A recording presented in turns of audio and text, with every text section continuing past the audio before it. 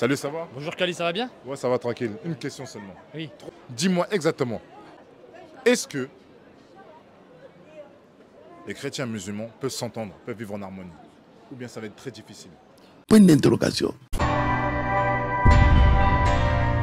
Alors si c'est... des chrétiens et des musulmans, ils peuvent s'entendre sans problème.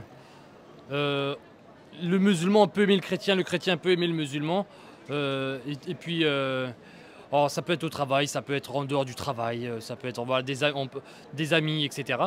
Mais par contre, si... Alors déjà, le rôle du chrétien, c'est d'aimer son prochain. Donc pour le chrétien, il y a... c'est partout. Maintenant, par contre, le musulman, bon, je vous dis que j'ai lu le Coran presque 3 fois. Il y a un verset qui dit qu'il ne faut pas s'allier les uns. Alliez-vous les uns les autres, entre vous, les musulmans. Vous pouvez vous allier, mais avec les gens qui sont infidèles, les associateurs, les infidèles, non, il faut éviter en fait. Mais même dans la Bible, il y a un passage où il est dit qu'il ne faut pas avoir de communication avec des personnes qui ne s'attachent pas aux saintes paroles de Jésus-Christ. C'est écrit dans l'épître de Paul au Timothée. N'ayez pas de communication avec eux. Donc ça ne veut pas dire de manière, je ne pense pas que c'est de manière ferme, parce que ça ne veut pas dire qu'il faut forcément ne plus du tout parler aux musulmans, non. Mais il y a écrit par la suite, le verset qui suit, il y a écrit « Avertissez-le comme un frère, mais ne le considérez pas comme un ennemi ». Voilà, il faut aimer tout le monde. Le musulman peut, voilà, mais maintenant si le musulman il met en pratique sa religion, normalement un musulman n'a pas... Je pourrais vous citer les références du Coran où il est dit que le musulman ne doit pas s'allier avec les gens du livre ou ne doit pas s'allier avec des gens qui ont une foi qui diverge de la leur. Les musulmans, ils doivent rester miséricordieux entre eux, mais ils doivent être durs envers les mécréants. Les mécréants, c'est tout ce qui est anti-islam, c'est tout ce qui est contre l'islam, c'est tout ce qui n'embrasse pas l'islam. Ils disent eux-mêmes que Jésus-Christ était musulman. Pourquoi alors? Alors Jésus-Christ, c'est pas écrit dans la Bible que Jésus-Christ était musulman, le terme musulman n'est pas dans la Bible. Jésus était soumis, effectivement, il était soumis, mais c'est pas parce qu'il était soumis à Dieu qu'il était musulman. Je peux vous citer, je vous recite le verset qui est célèbre, enfin qui est très important en tout cas à retenir, c'est Jésus-Christ a été obéissant jusqu'à la mort, même jusqu'à la mort de la croix. Donc Jésus a été soumis jusqu'à la croix. C'est pourquoi Dieu l'a souverainement élevé. Jésus n'était ni chrétien, ni musulman, il était juif, c'était le roi des juifs. Il n'avait pas de religion. Il n'avait pas de religion, mais il est venu apporter une réconciliation entre le Père et la créature. Parce que la Bible dit qu'il y a un seul médiateur entre Dieu et les hommes, Jésus-Christ homme. Le seul médiateur, c'est Jésus. Et l'apôtre Pierre, une fois que Jésus était au ciel, l'apôtre Pierre, il prêche. Et il dit, il n'y a sous le ciel aucun autre nom. Il n'y en a pas d'autre. Donc s'il y avait un autre nom, bah, Pierre aurait parlé de Mohamed dans ce cas-là.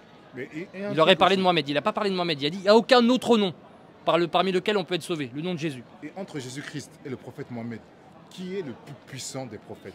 Point d'interrogation. Bah, selon Matthieu 28, 18, c'est Jésus, parce que Matthieu 28, 18 dit « Tout pouvoir m'a été donné dans le ciel et sur la terre ». Tout pouvoir. Mohamed n'a jamais dit « Tout pouvoir m'a été donné dans le ciel et sur la terre », ni Moïse, ni aucun prophète. Donc celui qui a tout pouvoir en ce moment-là, c'est Jésus-Christ et personne d'autre. Aucun prophète n'a osé dire « Tout pouvoir m'a été donné dans le ciel et sur la terre ». Jésus-Christ a reçu tout pouvoir, donc le prophète le plus puissant au monde, bibliquement parlant, c'est Jésus-Christ. Et d'ailleurs, on en a la preuve avec les miracles qu'il a fait, un feu d'artifice de miracles. Par contre, quand on arrive au Coran, quand Dieu parle, Allah parle à Mohamed, on voit qu'il ne lui donne pas la permission de faire des miracles. Allah donne la permission à Jésus, mais il ne donne pas la permission à Mohamed. Il ne donne pas la permission à Mohamed de faire des miracles. Donc le prophète Mohamed est bienvenu de la parole de Dieu. Non, ce que tu me dis. Non, selon les musulmans, Mohamed est un prophète de Dieu, mais selon les chrétiens, non. Ça, c'est pas magique. Attends, réfléchis 5 minutes. Sinon, les chrétiens seraient musulmans dans ce cas-là. Ils ne sont pas musulmans, pourquoi? Parce que les chrétiens ne croient pas que Mohamed est un véritable prophète. Sinon, ils seraient musulmans dans ce cas-là, c'est évident.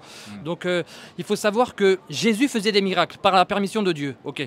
Mais Jésus donnait la permission aux apôtres de faire des miracles. Et Jésus, quand il était au ciel, les apôtres continuaient à faire des miracles. Ils en faisaient plein. Allez lire dans Actes des Apôtres, chapitre 4, chapitre 5, ils faisaient plein de miracles.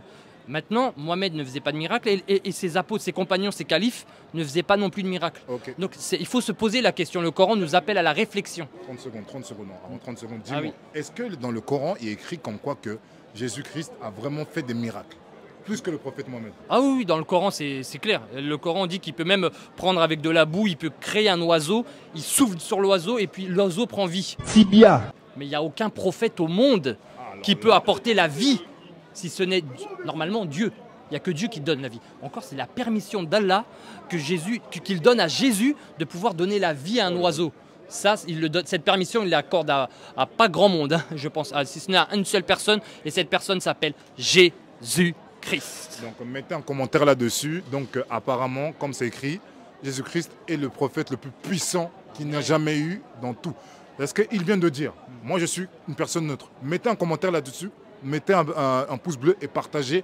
Mettez des commentaires, surtout posez des questions positives. Merci, c'était Qualité dit et Aboubakir. Que Dieu vous bénisse.